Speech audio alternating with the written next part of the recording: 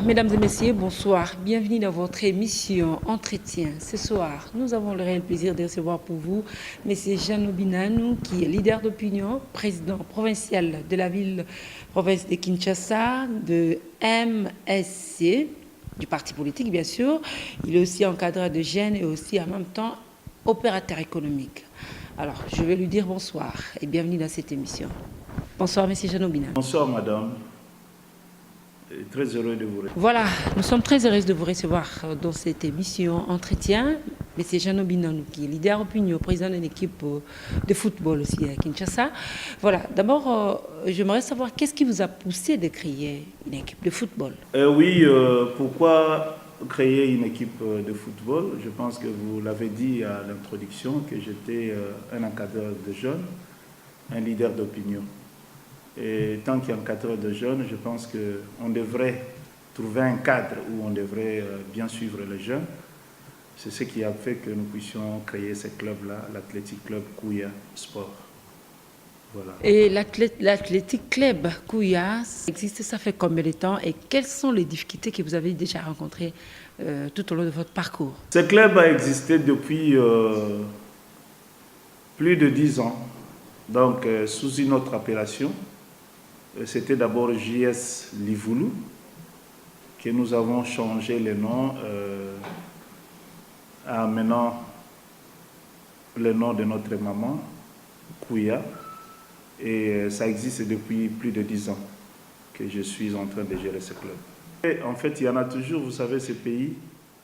Nous sommes encadreurs et nous encadrons les jeunes avec nos moyens propres, nos petits moyens. Nous n'avons pas de sponsors. Et nous cherchons à faire vivre les clubs.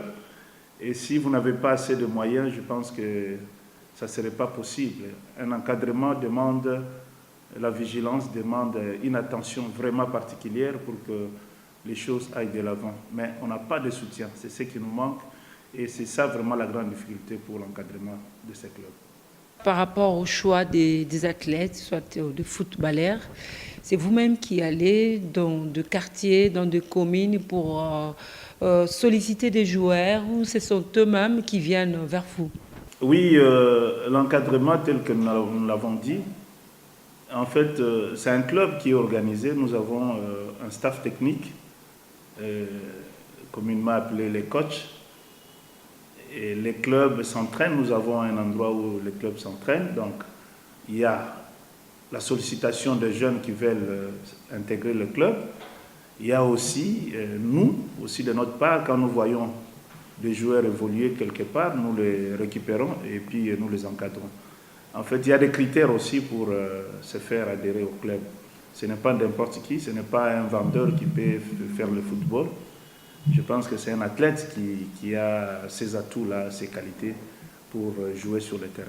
Vous êtes encadreur de jeunes, vous êtes leader d'opinion et par rapport à la jeunesse congolaise, parce que nous y revenons dans le football, par rapport à la jeunesse congolaise, vous avez quand même un petit message parce que la jeunesse c'est l'avenir déjà de demain. Qu'est-ce que vous pouvez dire à cette jeunesse qui aujourd'hui, on parle tout le temps et chaque jour de Koulouna? Vous avez quand même un message à donner à la jeunesse congolaise en tant qu'encadreur et leader d'opinion. Madame, la jeunesse d'abord, en soi, quand nous parlons de la jeunesse, c'est une jeunesse instruite. Nous ne parlons pas de jeunes gens qui ne comprennent pas, qui sont dans la rue en train de tuer les autres, faire les koulouna. Nous parlons de ces jeunes-là qui veulent émerger. Nous parlons de ces jeunes-là qui ont besoin d'être encadrés. Parce que vous allez voir, madame, qu'il y a des jeunes qui ne veulent pas étudier. Peut-être leurs parents aussi ont des moyens, mais ils préfèrent faire autre chose. Mais nous, à ce qui nous concerne, nous ne ramassons pas les fous. Nous prenons cette jeunesse qui a la volonté d'évoluer, qui a la volonté d'émerger, et celui qui se sent un jeune de l'avenir de demain. Je pense que ce sont ces jeunes gens-là que nous avons besoin pour que nous puissions nous fixer à l'encadrement. Et ça demande des moyens, madame. Je pense que encadrer un koulouna, ce n'est pas dans le sens du sport. c'est au niveau de l'éducation et ça demande une formation adéquate. Je pense que ça, c'est réservé à autre chose que le football. C'est vrai que nous encadrons les jeunes, mais s'il s'avérait qu'il y a des centres de formation, de récupération, je pense que nous pouvons nous investir. Ce n'est pas facile. Donc, nous avons besoin de la jeunesse qui a besoin de l'avenir. Voilà un peu ce que je voulais dire. Voilà, ce n'est pas la jeunesse de Koulouna qui vous a encadré, vous êtes plus dans le football, mais étant opérateur économique, leader d'opinion, comme je le dis tantôt, n'avez-vous pas cette idée-là aussi de créer des centres de formation, de rééducation pour cette jeunesse montante, cette jeunesse qui est l'avenir de demain? C'est quand même hyper important. Oui, tant qu'opérateur économique, je pense que vous connaissez la situation du pays. Actuellement, les choses ne vont pas à bon train. Même sur le plan commercial ou financier, vous le savez. Nous faisons un effort avec le petit moyen que nous avons. Je pense que les jeunes gens qui me voient et qui me regardent, ils savent que nous avons changé aussi la vision de quelques jeunes qui aujourd'hui, nous payons le minerval, le frais scolaire pour leur formation dans des centres de récupération. J'ai essayé de former quelques jeunes qui sont devenus des cordonniers, il y a ceux-là qui sont devenus aussi des chauffeurs.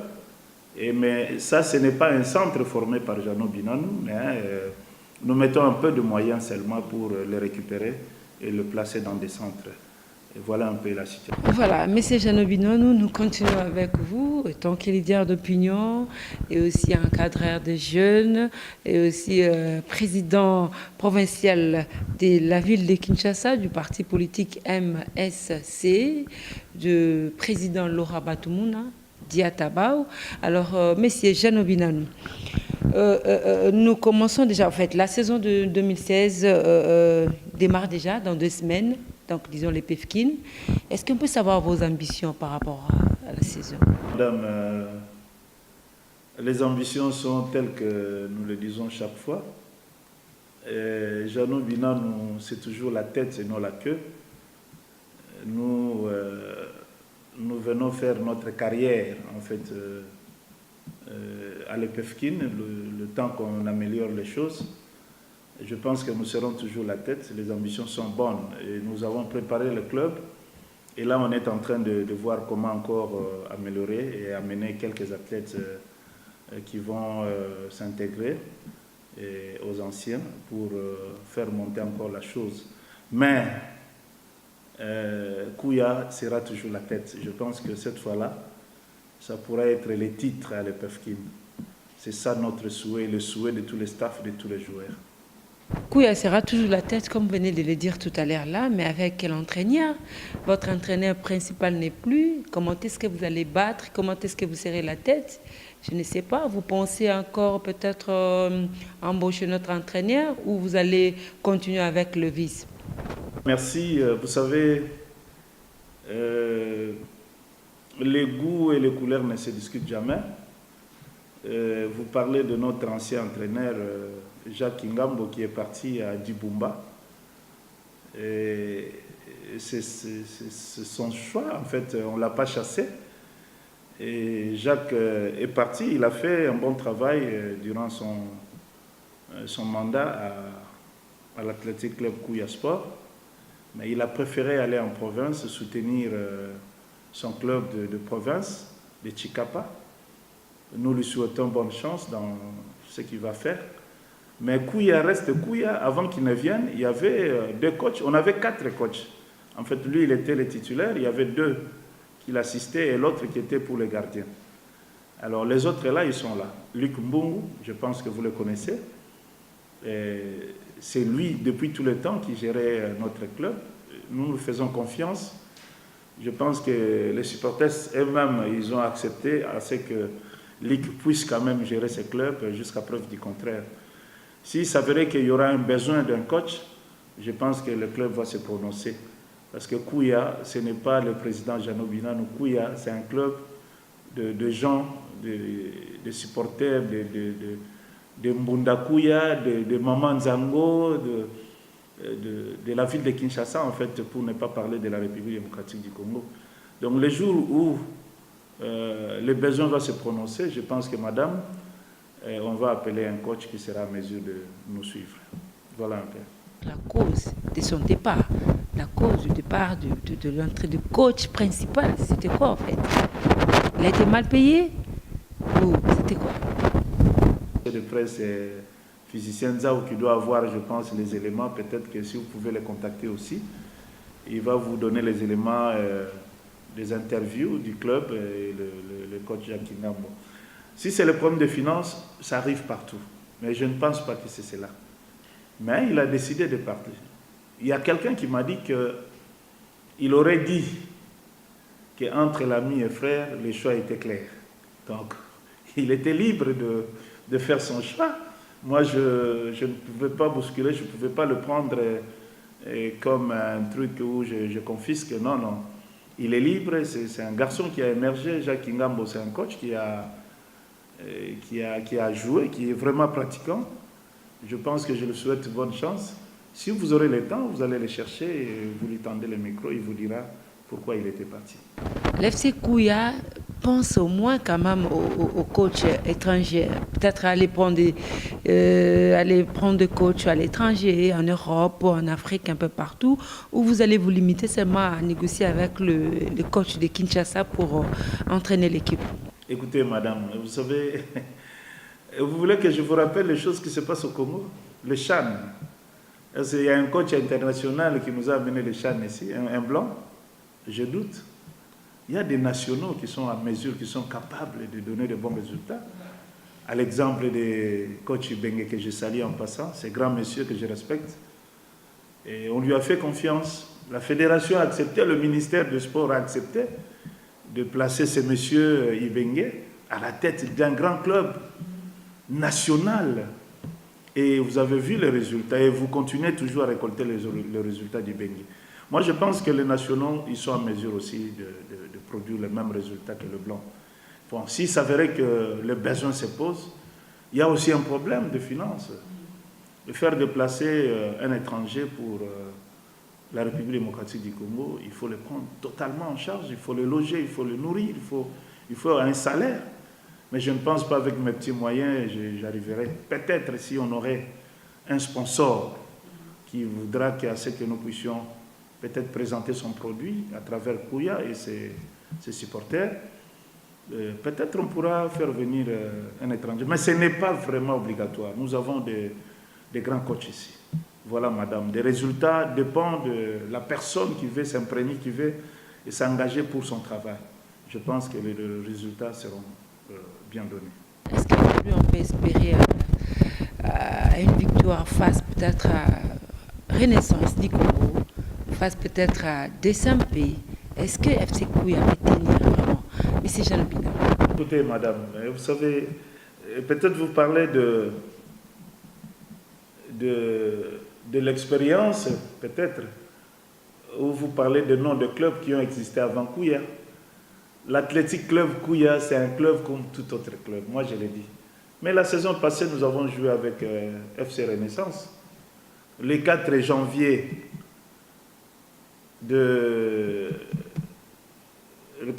passé ici, on était au stade de Martyr, en présence de son Excellence, Monsieur le ministre Denis Kambaye, qui était là. Je pense que vous avez suivi les résultats et comment ça s'est passé. Et jouer avec Daring, jouer avec V-Club, jouer avec Mazembe, ce n'est pas un grand problème. Vous savez, ce sont les mêmes athlètes. Ils sont amis, ces athlètes qui jouent dans des différents clubs. Ils se connaissent. Le problème, c'est le sérieux, c'est le préparatif.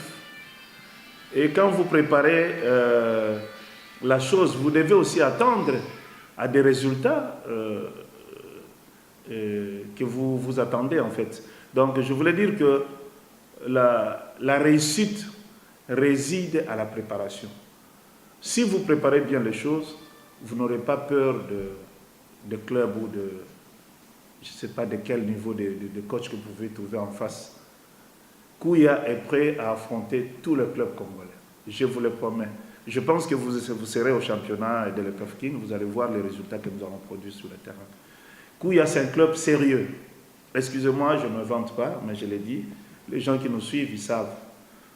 Kouya est organisé, Kouya a un comité, Kouya a un siège, Kouya a un petit moyen de transport pour les joueurs. Kouya a une restauration, Kouya a de matériel pour les entraînements. Donc, on n'a pas peur de qui que ce soit. Le problème, s'il y a des occasions qui se pointent, je pense que Kouya va affronter tous ces clubs. Audio Jungle.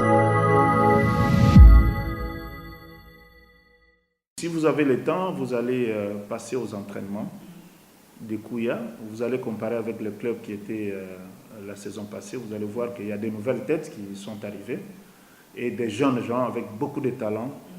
Je pense que si vous avez le temps, passez aux entraînements au stade Tata Raphaël. Je pense que vous allez voir vous-même, vous aurez des questions à poser aussi aux joueurs qui sont arrivés, les anciens qui sont encore là.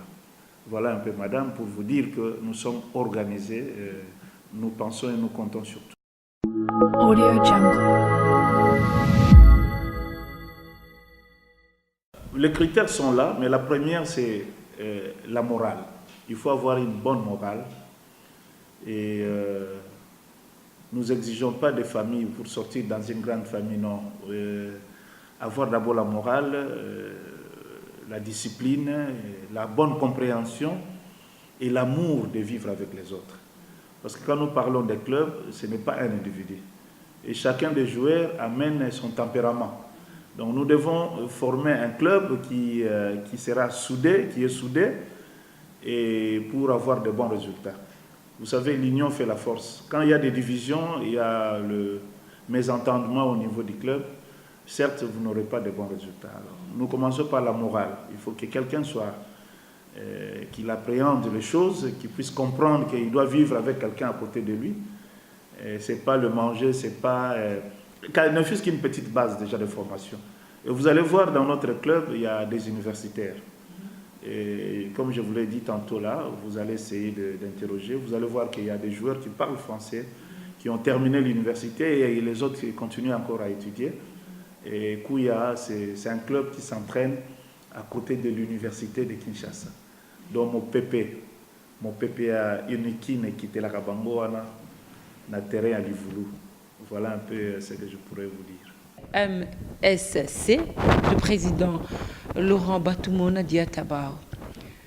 Monsieur Janobinam, tu es député déchu, tu es parce que tu es un titre au poste là qui paye. Moi, je c'était dû à quoi en fait? Campagne, c'est la magabienté. Ulingaki politique à football, kakaboy quand on a politique, peut-être tu allais abandonner ça, ou peut-être tu allais négliger ça. Et quelque part aussi, le malheur est bon. Mais c'est jeune bilan. Tu es en train de réveiller le chat qui dort. Vous savez, ma base n'aime pas ça. Quand vous dites que j'ai échoué, et aux élections, ils pourront venir vite te chercher pour te parler. Le mouvement de solidarité pour le changement, mon parti que j'aime, je suis membre et cofondateur. Beaucoup de respect à l'honorable président Laurent Batoumona Diatabao, qui est le président national de ce parti. Je gère la ville de Kinshasa, tel que vous l'avez dit. Je n'ai pas échoué aux élections. J'ai été voté, mais pas élu. Il y a des critères, vous connaissez le pays, et je milite dans l'opposition, vous savez.